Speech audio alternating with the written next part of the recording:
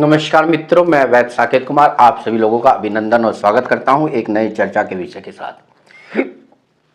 आज का जो चर्चा का विषय है वो ऐसा विषय है जो छोटे बच्चों को ज़्यादा प्रभावित कर रहा है। आपके छोटी उम्र के बच्चे, चाहे वो 2 से 3 वर्ष हो, और मृत्यु पर्यटन तक कहीं ना कहीं वो समस्या जरूर आपको परेशान करती है।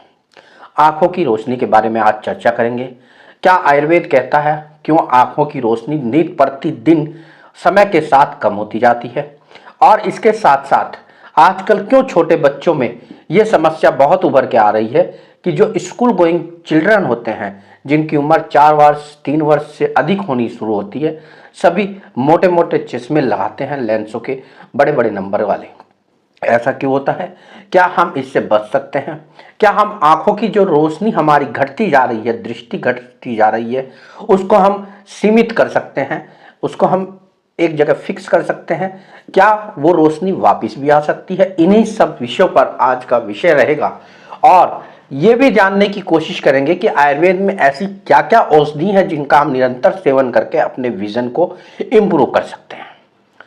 क्या क्या प्रोसेस है आयुर्वेद के दृष्टिकोण से, और आखिर क्यों ऐसा होता है कि ये समस्याएं अब जाके बहुत ज़्यादा वर्तमान समय में एक विकार रूप ले रही है। मेट्रो सिटी के बच्चे, ज़्यादातर जो स्कूल गोइंग चिल्ड्रन हैं, जो गांव के परिवेश से ताल्लुक़ नहीं रहते हैं, मेट्रो सिटीज़ में रहते हैं, वो इससे ज़्यादा ग्रसित हैं। क्या उनको न्यूट्रिशन की कमी है? इन्हीं सब चीज़ों पर एक शालाक्य का विषय है। आयुर्वेद में इसका अध्ययन किया गया है शालाक्य के ब्रांच के अंतर्गत, और उसी पर चर्चा करने की कोशिश करेंगे और बताने की कोशिश करूंगा कि आपका बच्चा या आपका परिवार का कोई बुजुर्ग व्यक्ति अपनी आंखों की रोशनी को किस तरह सीमित कर सकता है, फिक्स कर सकता है, इंप्रूव कर सकता है। और अगर उसका चश्मे का नंबर नित्य प्रतिदिन बढ़ रहा है या प्रति वर्ष बढ़ रहा है, तो आप उससे भी किस तरह समस्याओं से निजात पा सकते हैं। वीडियो को धैर्य से देखिएगा क्योंकि वीडियो बहुत ही अच्छी बनी हुई है। मित्रों, हमारे शरीर में मर्म होते हैं। मर्म उन स्थानों को कहते हैं जहां पंच महाभूत का मिलन होता है, सारे दोष एकत्रित होते हैं और सप्त धातुएं भी अपना एक इक्विलिब्रियम स्थापित करती हैं। वाइटल ऑर्गन या वाइटल एनर्जी के ऐसे पुंज रहते हैं जिनको हम छेड़ दें निश्चित रूप से बहुत ज़्यादा परेशानी होती है। यहाँ तक कि या तो शरीर में विकार आ जाता है, विकलांगता आ जाती है, या शरीर में मृत्यु भी हो सकती है।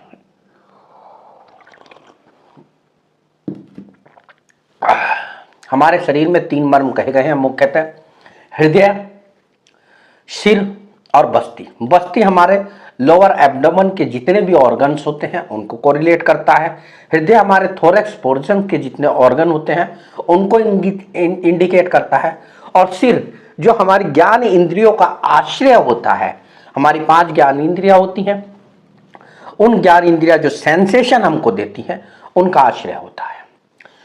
इन्हीं ज्ञान इंद्रियों में चक्षु को यानी कि आंखों को प्रधानतम ज्ञान इंद्रिय कहा है। यानी कि आपको संसार का एक विजन देखना है तो आपके पास नेत्र का होना बड़ा जरूरी है, और नेत्र भी आप सही काम कर रही हो, उसका विजन अच्छा हो, तो इससे बेहतर प्रकृति का उपहार क्या हो सकता है।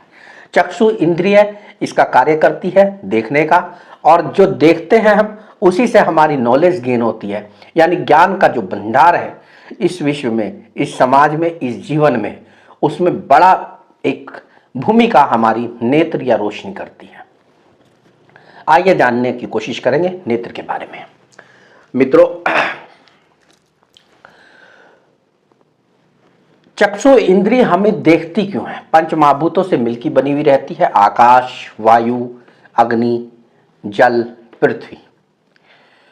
मेन आलोचक पित्त हमारी जो दृष्टि होती है वो 3 फैक्टर ऐसे होते हैं जिन पर कार्य करता है। हम देखते हैं, आलोचक पित्त प्रधान रहता है। यानी हमारा देखने का जो विजन है वो डिपेंड करता है दोष, शारीरिक दोष, जिसमें पित्त के 5 प्रकार होते हैं आलोचक पित्त पर। एक्सेसरी फैक्टर भी काम करते हैं जिसके कारण हम देखते हैं। जैसे पित्त के साधक पित्त भी हमारी दृष्टि को विजन प्रोवाइड कराता है, तर्पक कफ भी हमारी, और प्राणवायु। ये 3 फैक्टर ऐसे एक्सेसरी फैक्टर हैं दोषों के जो हमारे विजन के लिए उत्तरदायित्व है सेकेंडरी रूप से। प्राइमरी रूप से आलोचक पित्त, सेकेंडरी रूप से कैसे हैं? जो लोग आयुर्वेद का ज्ञान नहीं रखते हैं, एक बेसिक पैथोलॉजी उनको बताने की कोशिश करूंगा ताकि आप अपना ट्रीटमेंट को घर पे रहकर भी कर सकते हो।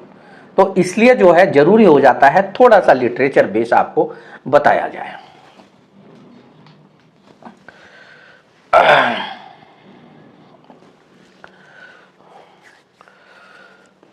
आलोचक पित्त के कारण ही हमारी दृष्टि देखती है। आलोचक पित्त जो होता है हमारे शरीर में रेटिना से लेकर कितना हमारे रोशनी जाएगी अंदर, और उससे क्या पर्दे पर, जिसे हम रेटिना कहते हैं, उस पर्दे पर क्या इमेज बनती है, यह आलोचक पित्त डिसाइड करता है।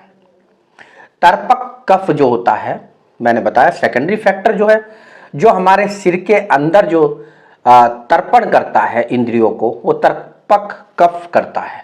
यानी कि न्यूट्रिशन वैल्यू जो प्रोवाइड कराएगा चक्षु इंद्रिय को, वो तर्पक कफ से प्रोवाइड होगी।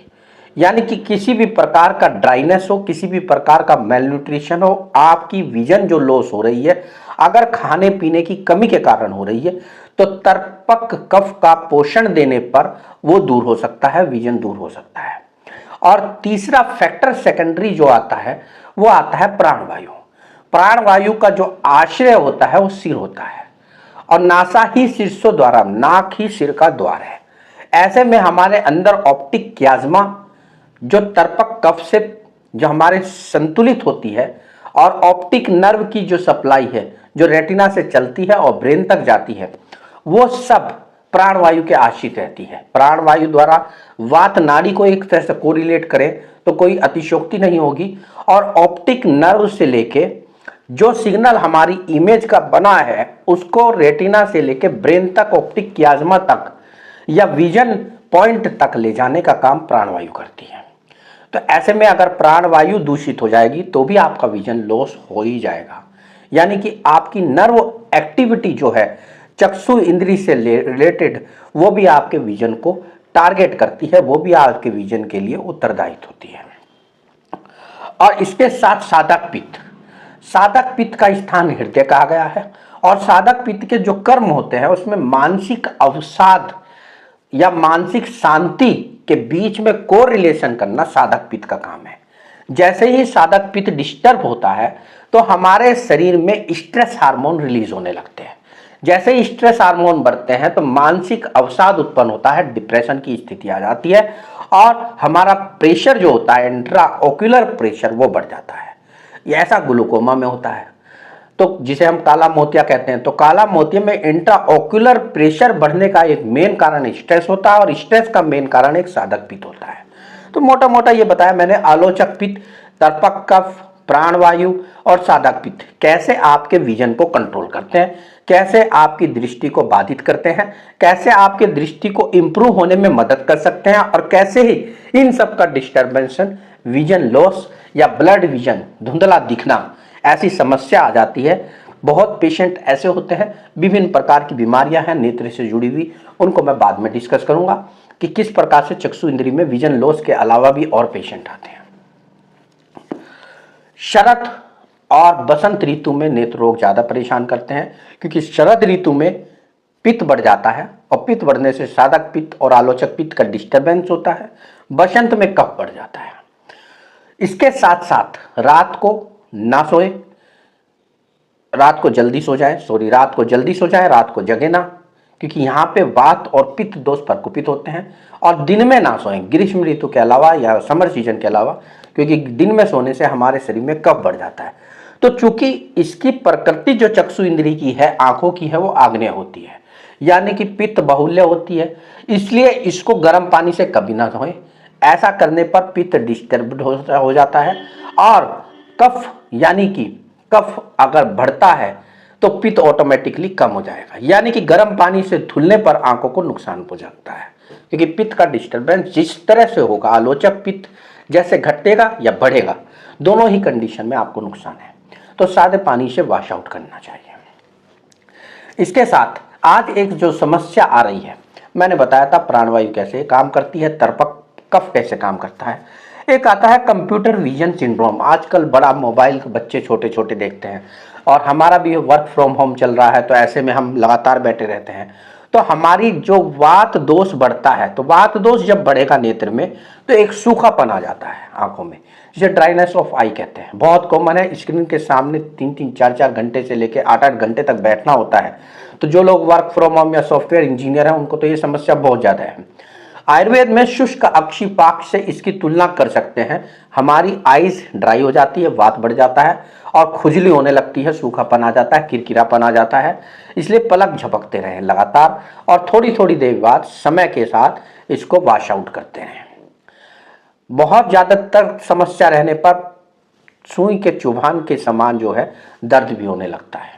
अगर पित्त दोष आंखों में ज़्यादा आ जाए तो आंसू आने लगते हैं और आंसू गर्म आंसू आने लगते हैं। हमारे शरीर की, हमारी जो आंख की जो लुक है या ग्लो है वो पीत वर्ण का हो जाता है और हल्का हल्का कीचड़ आने लगता है जो पीले रंग का होता है।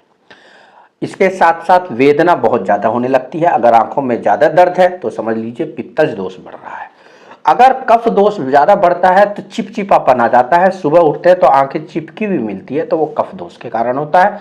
ऐसे में आपका कीचड़ बहुत ज़्यादा चिपचिपा होगा, आंसू बहुत ज़्यादा आएंगे। तो जिन लोगों को आंसू बहुत ज़्यादा आते हैं, एफिड्रा होता है वो आंखों से, तो उन लोगों में कफ दोष बढ़ा हुआ रहता है। अलग अलग दोषों में अलग अलग चिकित्सा की जाती है। चिकित्सा को मैं थोड़ा सा रफ आइडिया देने के बाद आपको चिकित्सक के ही भरोसे छोड़ता हूँ, क्योंकि ये अवेयरनेस वीडियो है, एजुकेशन पर्पज से बताई जाती है, तो इसमें कंप्लीट ट्रीटमेंट बताना असंभव होता है। दृष्टि की संभावनाएं क्या रहती हैं? मैं कहता हूं जो चीज दृष्टि घट गई है, मॉडर्न साइंस ये कहती है कि दृष्टि वापस नहीं आती, लेकिन आयुर्वेद के दृष्टिकोण से मैं अपना निजी और प्रैक्टिकल अनुभव शेयर करूं या संभावनाओं पर बात करूं तो मुझे इसमें 100% संभावनाएं रहती हैं। अगर आपका डैमेज ज़्यादा नहीं हुआ, जैसे ऑप्टिक नर्व डेड ही नहीं हो गई, या तर्पण कफ जो है, तर्पक कफ, वो न्यूट्रिशन प्रोवाइड ही नहीं कर पाया, आपकी मसल्स स्टिफ हो चुकी हैं, इसके साथ साथ आपकी प्राणवायु कमजोर हो चुकी है, यानी कि नर्व इंपल्स बिल्कुल बाधित हो चुके हैं, ब्लॉक हो चुके हैं, ऐसी कंडीशंस में भी मैं ये कहूँगा आप डिप्रेशन से जा चुके हैं, यानी साधक पित्त आपका बेकार हो चुका है, मैं तब भी ये कहूँगा कि कहीं ना कहीं आप अगर सतत लगातार औषधियों के साथ आयुर्वेद चिकित्सक के संपर्क में एक लंबे समय तक, ध्यान रखिए, एक लंबे समय तक विश्वास के साथ नेत्र चिकित्सा कराएंगे तो आपकी जो आई साइट है, आपकी जो विजन है, वो एक जगह फिक्स हो सकती है, वो घटने से बच सकती है। और अगर आपका विश्वास, पॉजिटिविटी बहुत ज़्यादा है, चिकित्सक बहुत अच्छे प्रयोग आपके ऊपर कर रहा है, अच्छी औषधियाँ आपको प्रोवाइड कर रहा है और आप पर विशेष ध्यान दे रहा है, होलिस्टिक अप्रोच कर रहा है, तो ऐसे में ये भी संभावनाएं हैं कि आपका विजन इंप्रूव हो जाए।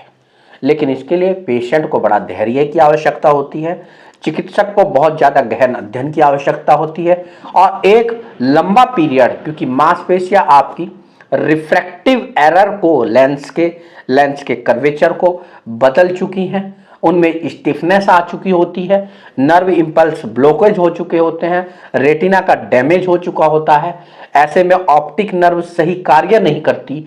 इतने सारे बिंदुओं को रिवर्स करना एक चिकित्सक के लिए चैलेंजिंग हो सकता है, असंभव नहीं हो सकता। संभावनाएं हमेशा रहती है, बस विश्वास आपका होना चाहिए चिकित्सक पर और चिकित्सक को विश्वास होना चाहिए अपनी चिकित्सा पर। दूसरी बात, इसमें किस तरह के प्रोसेस कर सकते हैं?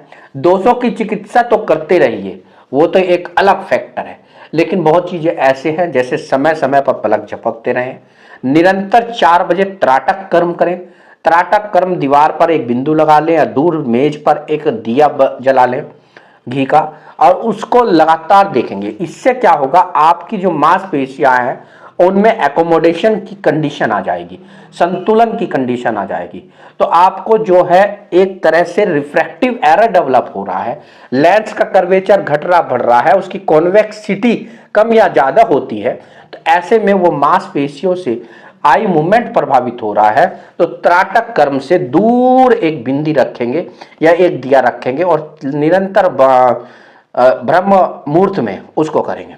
दूसरा, आप आंखों की रोशनी के लिए बढ़ा सकते हैं, लगभग त्राटक कर्म को 15 से 20 मिनट से 30 मिनट कर दी, निश्चित रूप से आपको लाभ होगा। जिन लोगों को बहंगापन होता है, त्राटक कर्म उनके लिए बहुत ज़्यादा लाभप्रद होता है।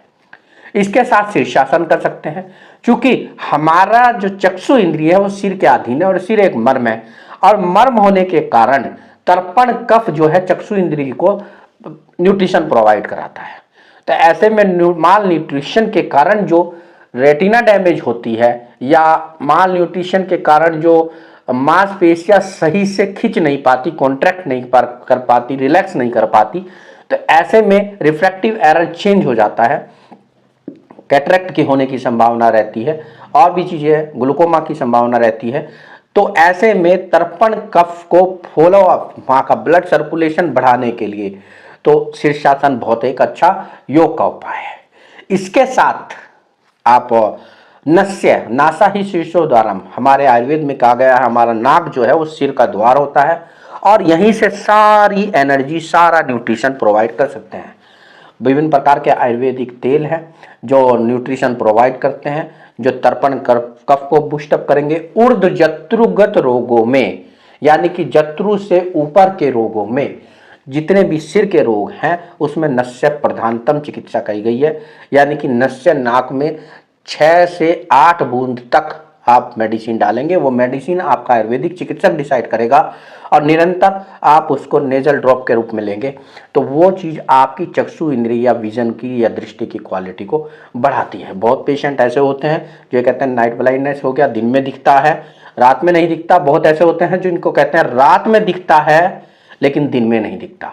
तो ऐसे पेशेंट होते हैं, पित्त और कफ दोष इनमें कारण रहता है। जब पित्त बढ़ा हुआ होता है तो पित्त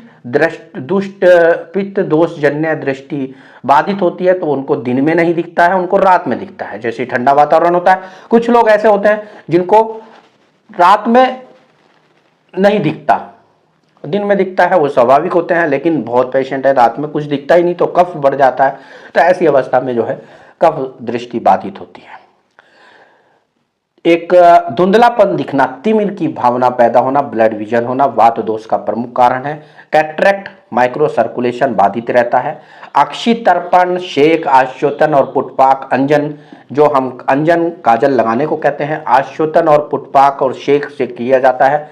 विडालक में दवाइयों का लेप लगाया जाता है आंखों पर। ये कुछ प्रोसेस ऐसे हैं जिन प्रोसेस का इस्तेमाल करके आप अपने आई विजन को दोबारा ला सकते हैं। इनकी डिटेल है, फोटो में आप देख रहे हैं, क्या विडालक है क्या आश्योतन है, एक रफ आइडिया दे रहा हूं चूंकि आपका विषय नहीं है, चिकित्सक का विषय है। अक्षि तर्पण, अक्षि तर्पण नाम से ही हो रहा है, आंखों को तर्पण देता है, न्यूट्रिशन प्रोवाइड करता है। तो जब वात दोष बढ़ जाता है, जिन लोगों की आंखें सूखी रहती है, खुजली होती रहती है, दर्द रहता है, तो ऐसे में वो आयुर्वेदिक औषधि अक्षि तर्पण के माध्यम से न्यूट्रिशन प्रोवाइड कराता है, स्नेहन करता है और वात दोष को कम करता है। अंजन मैंने बताया 2 प्रकार का अंजन विशेष तरह यूज होता है, काजल, एक सोवीरांजन और रसांजन, दोनों बहुत है। सोवीरांजन को आप डेली लगा सकते हैं, कम से कम दिन में 2 बार लगाएं तो ज़्यादा बेहतर है। आंखों की रोशनी जो चाहते हैं कि हमारे बच्चे को चश्मा ना लगे, तो निश्चित रूप से सोवीरांजन प्रतिदिन लगाएं। और रसांजन 5वीं से 7वीं रात्रि, ये श्रावी होता है, हमारे इंट्राओक्यूलर प्रेशर को कम करता है। हमारा श्राव होता है, जिन लोगों को आंसू नहीं आते उनको आंसू आने लगते हैं, सूखी नहीं रहती। 5वीं से 7वीं रात्रि तक, यानी कि 4-5 दिन का गैप रखें और फिर रसांजन लगाएं। तो रसांजन को लगाने के ये फायदे हैं, जिन लोगों को ग्लूकोमा है, इंट्राओक्यूलर प्रेशर बढ़ गया है, तो वो लोग इसका सेवन निश्चित रूप से, रसांजन उनमें बेहतर विकल्प हो सकता है अगर वो अपने चिकित्सक से ये डिस्कस करें। तो साधक पित्त को कंट्रोल करें, मेडिटेशन करें, निरंतर ध्यान करें, अध्यात्म की तरफ जाए, ये साधक पित्त को मेंटेन करेगा आपके। और प्राणवायु, जो साधक पित्त है वो स्ट्रेस को मेंटेन करेगा, जो स्ट्रेस है वो इंट्राओक्यूलर प्रेशर को मेंटेन करेगा और आपको ग्लूकोमा जैसी स्थिति नहीं होगी। ऑप्टिक नर्व का जो डैमेज हो जाता है, ऑप्टिक डिस्क का जो डैमेज हो जाता है, वो नहीं होगा। इसके साथ प्राणवायु को केंद्रित करें, टारगेट करें। प्राणवायु नर्व इम्पल्स या जो ऑप्टिक डिस्क या ऑप्टिक नर्व है वहाँ से संबंधित है। मांसपेशियाँ जो हमारी चक्षु की हैं उनको जो नर्व सप्लाई है उससे संबंधित है। वात नाड़ी है, यानी कि जो इतना भी नर्वस काम होता है चक्षु इंद्रिय का, वो प्राणवायु पर कार्य करता है। तो ऐसे में बहुत मेद्य रसायन है, उनका यूज करना चाहिए जो हमारे नर्व एक्टिविटीज़ को इम्प्रूव करता है, उनका मैं भी नाम लूँगा। इसके साथ तर्पक कफ हो गया, प्राणवायु हो गया, आलोचक पित्त हो गया। स्नेहान सांस का प्रयोग जरूर करें, यानी कि आप घी जरूर खाएं, पित्त को कंट्रोल करता है। मुलेठी जरूर खाएं, पीठ को कंट्रोल करती है। मेद्य रसायन के ऊपर ब्रेन टॉनिक के रूप में मैं बताने जा रहा हूं अभी कुछ, उनका निरंतर सेवन करें औषधि के माध्यम से। मैंने बताया अक्षी तर्पण से, पुटपाक, विडालक और इस तरह के प्रोसेस जो हैं आयुर्वेद में बहुत संभावनाएं हैं विजन लाने की। एक रफ आइडिया विजन वीडियो के माध्यम से दे रहा हूं आपको। और इसमें खाने में कम से कम विटामिन ए या हरी सब्जी जैसे गाजर हुआ, इनका सेवन करें, पालक हुआ, मेथी हुआ, इनका ज़्यादातर सेवन करें। इसके साथ कुछ आयुर्वेदिक औषधियों के नाम बता रहा हूँ, एकल या योग के रूप में अपने चिकित्सक से जरूर डिस्कस करें और उनका सेवन कर सकते हैं, जैसे ब्रेन टॉनिक के रूप में या चक्षु इंद्रिय को इम्प्रूवमेंट विजन के लिए अश्वगंधा हुआ, शंखपुष्पी, मंडूक, पर्णी, गिलोय, मुलेठी, गंभारी, और इसके साथ साथ त्रिफला के कंटेंट, आंवला, हरित की, बहेड़ा, इन सब का सेवन करें। तो ये आयुर्वेदिक कुछ औषधियाँ हैं जो कहीं ना कहीं, मोरिंगा का सेवन बहुत अच्छा कर सकते हैं, सी बकथोन का सेवन करें तो बहुत ज़्यादा लाभ हो सकता है। तो ऐसे में मोरिंगा पाउडर हुआ या मोरिंगा गोंद हुआ या मोरिंगा का जूस हुआ, उसका निरंतर सेवन करिए। आंवला को विभिन्न प्रकार के प्रयोग में ले सकते हैं, और आंवले को च्यवनप्राश के रूप में भी ले सकते हैं, आंवले के मुरब्बा के रूप में ले सकते हैं। तो जैसे भी आपका बच्चा या आपके बुजुर्ग या माता पिता या स्वयं आप ले सकते हैं, उसका निरंतर सेवन करें। मोरिंगा पाउडर एक बेहतर विकल्प है। जो मेट्रो सिटी में रहते हैं, हाँ अफोर्ड कर सकते हैं, वो सी बकथोन का सेवन करें निरंतर। तो निश्चित रूप से आपकी विजन को न्यूट्रिशन डेफिशिएंसी के कारण जो विजन लॉस हुआ है वो खत्म हो सकता है। ब्रेन टॉनिक के लिए में प्राण वायु को इम्प्रूव करने के उद्देश्य से मैंने बताया है अश्वगंधा, शंखपुष्पी, ब्राह्मी, मंडूक, पर्णी, इन तरह की मेडिसिन जो हैं, जो मेद्य होती है, चक्षुष्य होती हैं, जैसे गिलोय हुआ, मुलेठी हुआ, इनका सेवन भी आप करेंगे तो निश्चित रूप से बहुत ज़्यादा लाभ होगा।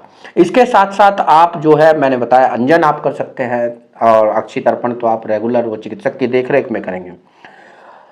रात को त्रिफला का पानी रख लीजिए, 1 चम्मच को आधा कप गिलास आधा कप में, और उसको जो है आई वाश के एक वाशर आते हैं आई वाश के, और उसमें वो सुबह फिल्टर करके कॉटन के कपड़े में, ताकि उसमें गाद ना रहे, मैश करके उसको फिल्टर कर लेते हैं। आई वाश में भरकर वाशर में भरकर आई वाशर को इस तरह लगा दिया जाता है और पलक झपकते रहिए। इससे क्या होगा, वहाँ का सर्कुलेशन जो है वो इम्प्रूव होता है। तो श्रोता अवरोध खत्म होगा, श्रोता अवरोध खत्म होगा तो निश्चित रूप से सर्कुलेशन इम्प्रूव होगा, ब्लड फ्लो बढ़ेगा। तो ऐसी अवस्था में भी विजन को आप इम्प्रूव कर सकते हैं, और जो गिरता हुआ विजन है उसको सीमित कर सकते हैं। तो एक सालाक के मानसिक एकाग्रता के लिए ध्यान की जरूरत है, अध्यात्म की जरूरत है, पूजा पाठ की जरूरत है। जिन लोगों को विजन लॉस होता है उन लोगों को त्राटक कर्म के साथ साथ शीर्षासन मैंने बताया है, अंजन लगाना, अक्षी तर्पण, विडालक जैसे प्रोसेस करना, उसके साथ आयुर्वेदिक औषधियाँ लेना। तो एक होलिस्टिक अप्रोच आपको अप्लाई करनी पड़ेगी, उसी के बाद आपका विजन इम्प्रूव होगा। समय लग सकता है, हो सकता है 6 महीने लग जाए, हो सकता है 1 साल लग जाए, लेकिन संभावनाओं से दरकिनार नहीं किया जा सकता। संभावनाओं को नेगेटिव, नकारात्मक चश्मे से नहीं देखा जा सकता। आयुर्वेद के दृष्टिकोण से शलाक्य विभाग में इसकी एक विस्तृत चिकित्सा होती है। हर मेडिकल कॉलेज में जो आयुर्वेद के होते हैं शलाक्य विभाग होता है। आप जाकर अपनी डिस्कस कर सकते हैं अपने विजन को कैसे इंप्रूव कर सकते हैं। जिन लोगों को छोटे उम्र में चश्मा लग गया है तो वो इन चीज़ों का लगातार सेवन करेंगे तो हो सकता है उनका चश्मा उतर भी जाए, तो कोई बड़ी बात नहीं है। लेकिन चिकित्सक की सलाह के अंतर्गत ही ये चिकित्सा करें तो ज़्यादा बेहतर है, और परिणाम भी तभी बेहतर प्राप्त होते हैं। तो आज का विषय कैसा लगा, किस तरह हम दृष्टि को बढ़ा सकते हैं, किस तरह हम गिरी दृष्टि को रोक सकते हैं, नेत्रों के जो और रोग हैं, जैसे बहुत लोग ऐसे होते हैं जिनकी पलकें बार बार फड़कती हैं, पलकें नीचे गिर जाती हैं, तो ऐसे में प्राणवायु उनकी विकृत रहती है, वात नाड़ी काम नहीं करती और उसके कारण पलक का जो मूवमेंट है वो उनका बाधित रहता है। तो ऐसे में वो लोग भी जिन लोगों को बहंगापन है, इन सब प्रोसेस के साथ ट्रीटमेंट लें तो निश्चित रूप से बेहतर परिणाम प्राप्त कर सकते हैं। जुड़े रहिए। विषय कैसा लगा, हो सकता है थोड़ा आपके मतलब का ना हो, कुछ टर्मिनोलॉजी ऐसी है, लेकिन एक एजुकेशन पर्पज से वीडियो बनाई है। निश्चित रूप से आपको जो पॉजिटिविटी शो करेंगे, ध्यान रखिएगा, सबसे बड़ा चीज़ होता है पॉजिटिविटी। आपका रोग सही हो सकता है, ये जरूरी नहीं कि लिटरेचर में कह दिया गया है कि सही नहीं होगा तो सही नहीं होगा। आपको हमेशा पॉजिटिविटी रखना चाहिए। मिरेकल्स और साइंटिफिक मिरेकल्स भी इसी धरती पर होते हैं। जरूरत है आपको चिकित्सक पे विश्वास और चिकित्सक को चिकित्सा पर विश्वास हो, दोनों ही पहलू मजबूत होने चाहिए, तो कोई भी रोग ऐसा नहीं है जो ख़त्म ना हो।